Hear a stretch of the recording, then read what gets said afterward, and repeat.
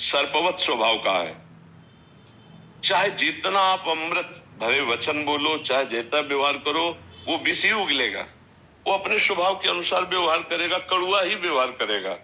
तो अपने को कोई कड़ुआ व्यवहार करे तो दुखी नहीं होना, सह जाना है। अपने से कोई कड़ुआ व्यवहार किसी के लिए करना नहीं है। ये हमारा अध्यात्म शिक्षा देता है। इसी में बहुत आनंद रहता है। अगर हम ऐसे व्यवहार में देखें तो प्रतिपल लड़ाई झगड़े की संभावना है। नहीं, आप देखो घर गृहस्थी में नहीं, अगर सहनशील नहीं होगे तो आपकी गृहस्थी भी ठीक से नहीं चल पाएगी। तो हमको सहनशील होना है। दूसरा हमारे साथ कड़ुआ व्यवहार कर रहा है, भगवान देख रहे हैं। यदि मेरा कोई प्रारब्ध भोग है तो मैं सह रही हूं तो नष्ट हो रहा है, और अगर प्रारब्ध भोग नहीं हो, मैं सह रही हूं तो उसका सुधार होगा, वो भगवान करेंगे। हमको बहुत सावधान रहना है, हमारे द्वारा कोई कटु व्यवहार ना हो, ऐसा प्रयास करना है। अगर हो जाता है तो हम फिर उसका सुधार करते हैं, तो प्रयास करना है। एक चीज और ध्यान रखनी है, सहने की एक सीमा होती है। अगर कोई सीमा उल्लंघन करके, तो फिर या तो बड़े जनों का सहारा ले या कानून का सहारा ले, तो उस समय क्षमा काम नहीं करेगा। नहीं, एक क्षमा की एक सीमा है। गृहस्थी में, शरीर की मर्यादा में एक सीमा है कि कोई उल्लंघन मर्यादा का कर रहा है तो एक सीमा तक, सीमा के आगे तो तत्काल बड़ों का सहारा, कानून का सहारा तत्काल, उसमें फिर क्षमा नहीं तो आज क्षमा कर दिया, कल वो और उपद्रव करेगा। समझ, एक सीमा तक तो ठीक है, सीमा के बाहर फिर आप कोई सन्यासी नहीं है, आप एक गृहस्थ धर्म में है। जैसे सन्यास में असीम क्षमता है। अब मान लो ये शरीर है, कोई पीट रहा है तो उसे भगवान का विधान मान करके चुपचाप सहन कर लिया गया। लेकिन अब जैसे आप गृहस्थ में हैं, तो आपको ऐसा नहीं करना। अगर आज उसने हाथ उठा दिया है तो कल वो कोई खतरा पैदा करे, इससे पहले कानून में रिपोर्ट करो, अपने बचाव पक्ष को करो, क्योंकि आप कोई साधु महात्मा नहीं है, आप गृहस्थ में चलकर धर्म का अनुष्ठान कर रहे हैं।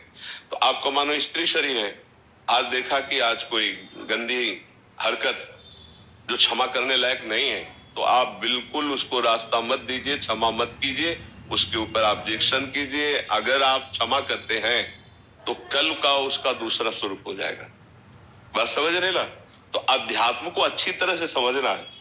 आपके धर्म मर्यादा के विपरीत जितना सहन किया जा सकता है उतना तो ठीक है।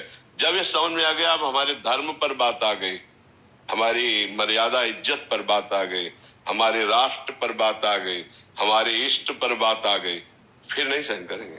आप इस बात को समझना कि ऐसा ना हो कि समझ अगर नहीं होगी तो फिर ठीक नहीं समझ पाओगे।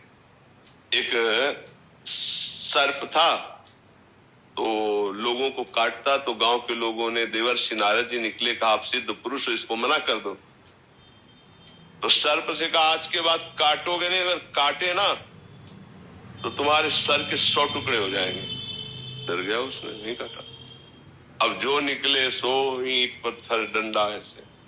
दूसरे दिन नारद जी निकले तो बोले तुम्हारी हालत कैसे? बोले आपने किया है। बोले क्यों? अरे बोले जब काटता नहीं तो जिसको देखो डंडा मार रहा है, हमको खिलौना समझे। बोले फुसकारने को मना किया था क्या?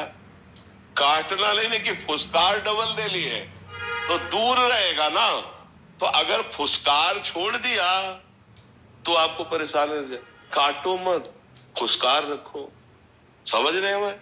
अपनी धर्म मर्यादा की रक्षा के लिए, अपने गृहस्थ धर्म की रक्षा के लिए, अपने शरीर रक्षा के लिए हमको इतना फुसकार रखनी है कि दूसरा जल्दी कोई नजदीक ना आने पावे। नहीं तो आप कहोगे साधु महात्माओं के उपदेश ने हमको, नहीं, संत महात्माओं के उपदेश को आंतरिक भावों को समझना है। एक बार एक संत ने उपदेश किया शिष्य को, सर्वत्र भगवान है, ऐसी बुद्धि रखो। ठीक।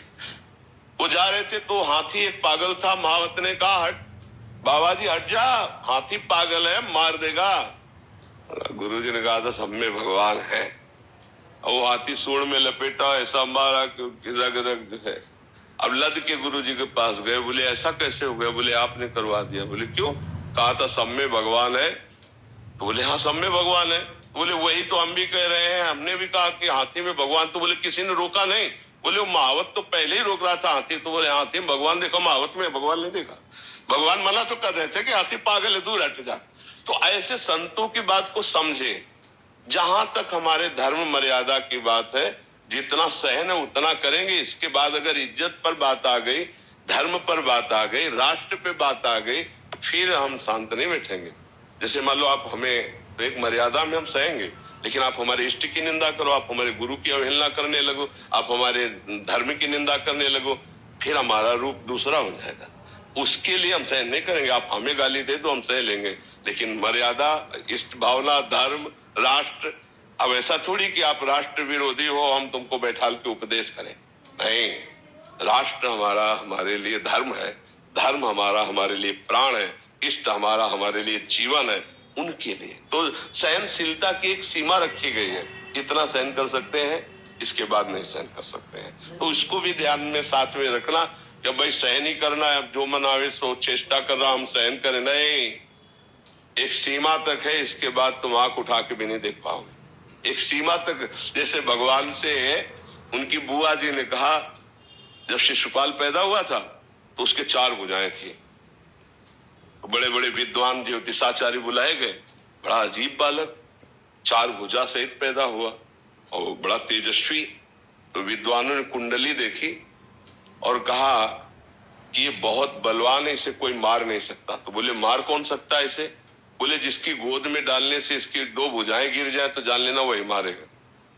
तो बड़े बड़े सब रिश्ते नातेदार सब बुलवाए गए और ये उनकी माँ ने जानने के लिए एक प्रथा रखी, तो सबकी गोद में बालक को, और जे ही द्वारिकाधीश भगवान श्री कृष्ण की गोद में रखा सो 2 भुजा। तो उन्होंने कहा बेटा तो हमारे पुत्र के समान हो, हमें विद्वानों से पता चला था, इसका मतलब तुम ही हमारे पुत्र को मारोगे, तो वचन दो कि तुम पुत्र को मारोगे नहीं। तो उन्होंने कहा बुआ 100 अपराध। उन्होंने सोचा 100 अपराध करेगा काहे को, 100 अपराध क्षमा करूंगा, इसके बाद नहीं। 100 के ऊपर चलेगा तो क्षमा नहीं करूंगा, 100 तक क्षमा कर दूंगा, आपको वचन देता हूं। उन्होंने सोचा 100 तक अपराध काहे को करेगा। तो सभा में जब गालियां दे रहा था ना भगवान को, तो भगवान गिन रहे थे। भीष्म जी खड़े हो कहा चुप, तुम्हारे मारे नहीं मरे गए। भीम जी भी खड़े हो, उनसे भी कहा चुप। और इसके बाद का सावधान शिशुपाल, अब तुम 100 पर पहुंचने वाले हो।